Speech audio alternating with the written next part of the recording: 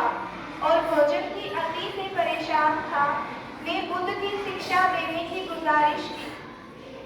बुद्ध ने कहा, शिक्षा वगैरह बाद में देखेंगे, पहले तुम 7 रोज का उपवास रखो, फिर आकर दीक्षा लेना। ठीक है, वह तो चला गया, लेकिन हुआ ऐसा कि उस दिन कुछ देर पश्चात एक मरियल व्यक्ति आया और उसने भी बुद्ध से दीक्षा लेने की इच्छा जाहिर की। बुद्ध ने उसको ऊपर से नीचे तक देखा, फिर मुस्कुराते हुए बोले, दीक्षा तो तुझे तेरे समय पर मैं दे ही दूंगा, परंतु पहले तो दिन में 4 बार बैठ के खाना खा। वह तो जैसे आज्ञा कहकर चला गया, परंतु बुद्ध के पास बैठा उनका शिष्य आनंद पूरी तरह चौंक गया। उससे रहा न गया और उसने बुद्ध से पूछा, प्रभु, यह रहस्य क्या है?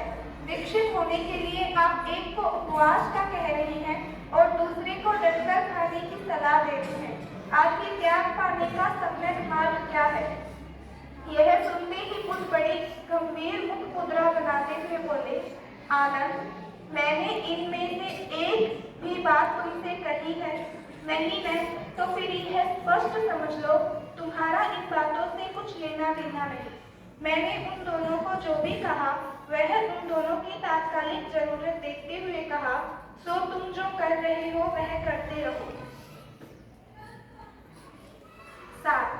यह स्पष्ट तौर पर समझ लो कि धर्म का उद्देश्य मनुष्य के जीवन को आनंद, शांति और मस्तिष्क से भरना है और उस हेतु सीधे सीधे तौर पर सारे ज्ञानी 2 प्रकार की बातें करते हैं। एक समय का सत्य जो एक व्यक्ति विशेष से कहा गया हो या किसी वक्त विशेष पर कहा गया हो। ये दोनों सत्य स्थायी कतई नहीं। व्यक्ति या वक्त के बदलते ही कई बात निरर्थक हो जाती है, जैसा कि बुद्ध उपरोक्त कहानी में व्यक्ति विशेष को कह रहे हैं।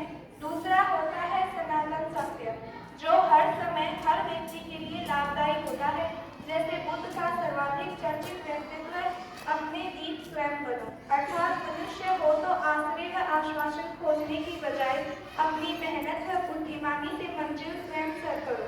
लेकिन दुर्भाग्य से ज्ञानियों द्वारा कहे गए सनातन सत्यों पर कोई ध्यान नहीं देता है और समय के सत्यों को आज भी कंधे पर सब ढोए चले जा रहे हैं। सच कहा जाए तो यही मनुष्य की बर्बादी का सबसे बड़ा कारण होगा। आप समझदार हैं, मैं उम्मीद करती हूँ कि आप ज्ञानियों द्वारा कहे गए सनातन सत्यों या समय के सत्यों का भेद जानकर जीवन को सही दिशा देंगे। Thank you.